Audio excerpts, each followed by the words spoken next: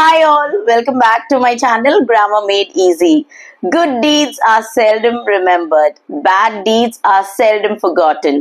செய்த நன்மைகளை அரிதாக நினைவு கூர்வோம், ஆனால் செய்த தீமைகளை எளிதில் மறக்க மாட்டோம்.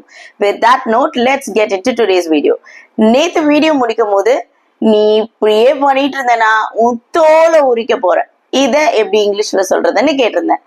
இதுக்கான answer, you keep doing this, I'll flay you.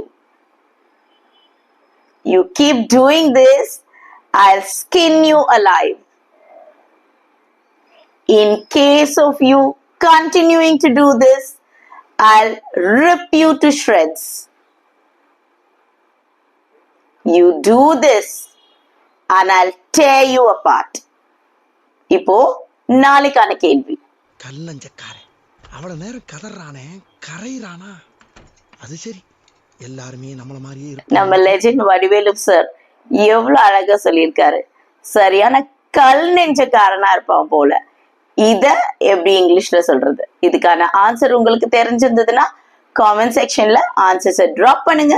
இதுதான் நீங்க என்னுடைய சேனலை ஃபர்ஸ்ட் டைம் பாக்குறீங்கன்னா என்னுடைய சேனலை மறக்காம சப்ஸ்கிரைப் பண்ணுங்க. உங்க ஃப்ரெண்ட்ஸ் அண்ட் ஃபேமிலி கூட ஷேர் பண்ணுங்க. Thanks a million.